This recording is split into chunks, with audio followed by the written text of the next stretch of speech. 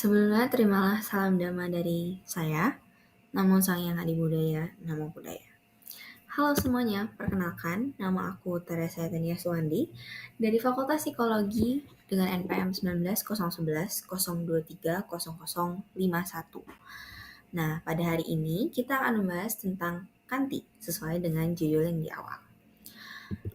Kanti atau Ksanti adalah satu dari dasar paramita yang mengajarkan kita untuk melatih kesabaran dan menahan diri.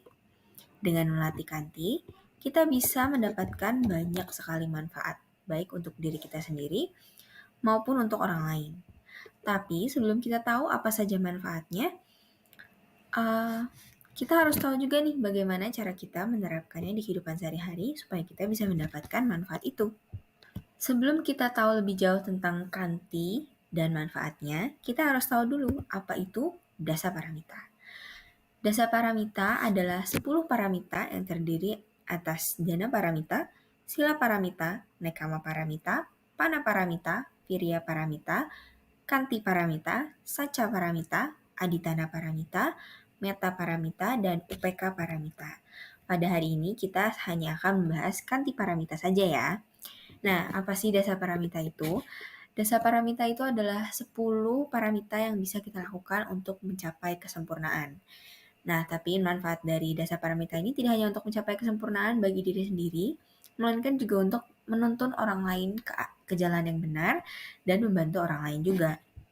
Jadi, karena banyaknya manfaat dari dasa paramita ini, kita sebagai umat Buddha yang berbahagia ini harus melakukannya demi bisa membawa manfaat bagi banyak orang dan juga diri sendiri.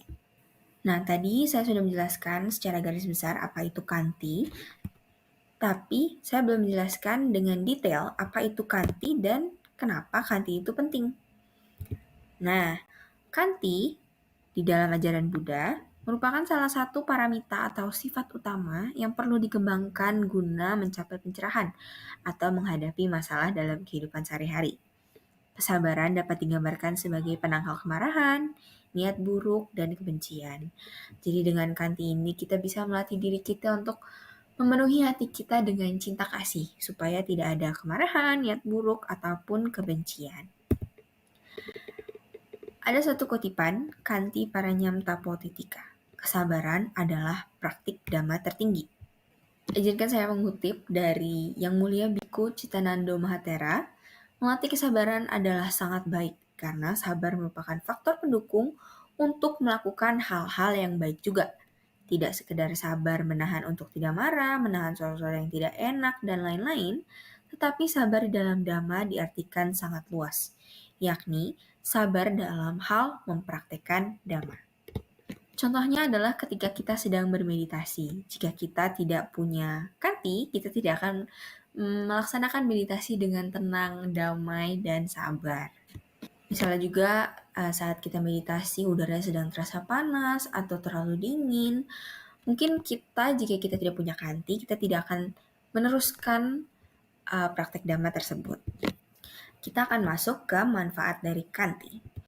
Manfaat dari Kanti itu kita bisa memperoleh ketenangan batin, mencapai kesempurnaan, menjaga lingkup sosial, dan juga disukai banyak orang.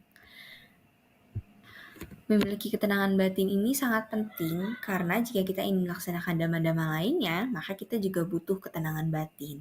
Maka dari itu, seperti yang sudah disebutkan tadi, Kanti adalah praktik dhamma tertinggi karena dengan bersikap sabar, kita jadi bisa melakukan banyak hal baik lainnya dengan logis, dengan penuh cinta kasih.